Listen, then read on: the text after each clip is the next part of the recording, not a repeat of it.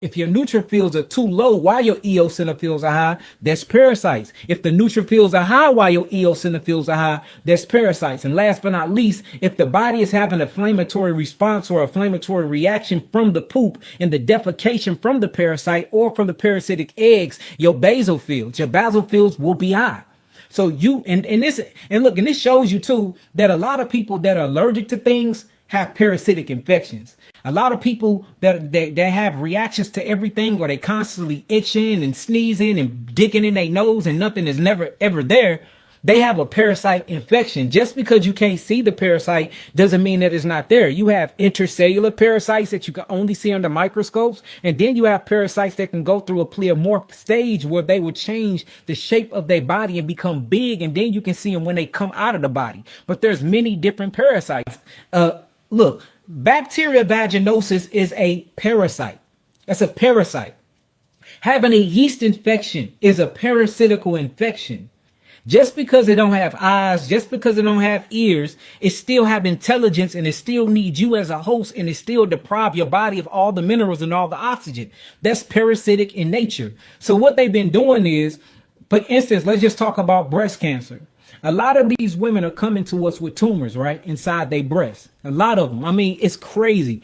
Pancreatitis and pancreas cancer, colon, rectal cancer, what else not be, and breast cancer. Them are the main three people that come to me every single day. Now, I want to specifically speak on breast cancer, and specifically black women, so-called black women. When they are getting these tumors, right, and you pass these tumors, whether the tumor break down, whether the tumor come through the nipple, which we've been seeing a lot of that lately, where the woman nipple will start itching, and then she would get like this black acidic tar that'll come from the nipple. Then the nipple will open up and these little bitty tumors will pop out. But before when they first went to the doctor, the tumor was big. So they working with us 3 to 6 months. We getting them down to the size about a marble and they pop out. But guess what? When they pop out and you check them, you find parasites in them. If you send them off to laboratories, we've got a lot of colleagues around here, especially in Houston, Texas, where they love to work on things like this. You find evidence of parasitics. Now we got the paperwork that prove everything I've been saying. So they have this specific parasite that's connected to prostate cancer, ovarian cancer, and breast cancer. Amongst black people, it's called schistosoma. Right? Once you read up on schistosoma and what this thing is capable of, it will blow your mind. So when schistosoma get in the body, and you can get it from fresh water, it's usually in fresh water. You get it from contaminated water. You get it from fresh water. You can get it from walking on certain types of soils. And that's another thing. A lot of people think that you can only get parasites from eating meat. No, you get parasites everywhere. You actually can get it from more of my eating, which is plant-based eating, than anything, because guess where they at? They in the soil and they own the plants. They own the vegetables. They own the fruits. And that's why it's very, very imperative that we clean our fruits and our vegetables and our greens very good before we eat them, because they be there and they love to lay their larvae on there. Yes, you can get the gnarly ones from the meat, but most of the ones that I'm talking about, you actually can get it from fruits, vegetables, and meat. And that's the reason why every country, like I told y'all last time, other than this Western hemisphere, or other than the UK, other than Europe, and other than the United States, it's mandatory that they cleanse their body and they go on a deworming program every 3 to 9 months, because everybody know that parasites is everywhere, and parasites is causing half of your symptomologies that they are claiming or diseases. It's not even you. It's the entities and the things that's living inside you. So look, back to schistosoma, right? I want to show y'all something, and we can look this stuff up. I got the paperwork to prove it. We can actually look it up on the scholarly articles online. Schistosoma can make it into the body, right?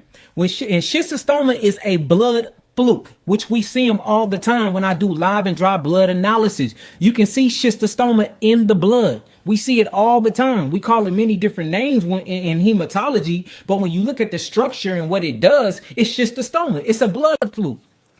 This thing roam around in the blood to catch a hike. If you look at the clinical word, it's called pheresis. And pheresis is basically when the parasite uses your body as transportation to another spot or destination. But when it get in your body, it uses your blood to transport to different organs to feed off your organs. That's what it does. So when schistosoma make it to the actual prostate, what it does is it lays its eggs in the prostate. When it lays its eggs in the prostate, the eggs give off this type of fume or this type of hormone. And this hormone is called a estrogen-like hormone. So what this estrogen-like hormone does when schistosoma lays it in the prostate or in the ovary, it overgrows the tissues, because that's what estrogen does. That's the reason why a woman, when she gets puberty, estrogen starts being proliferated in her body to grow her breasts, to grow her hips, to get her ready to conceive, for she can procreate, for she can reproduce and have children. So when you look at estrogen is a reproductive hormone, just like testosterone, just like pregnenolone. It's a reproductive hormone, right? Well, when you're looking at eggs need this same estrogen from parasites to grow, to proliferate. So when schistosoma go inside your body from you eating the wrong foods, from you drinking contaminated water, from you not washing your foods correctly, if you eat the right foods, it's a Parasi parasite. It's going to take transportation in the blood. The first thing it do is want to find one of the most mineralized organs in the body, which I'm going to say the liver.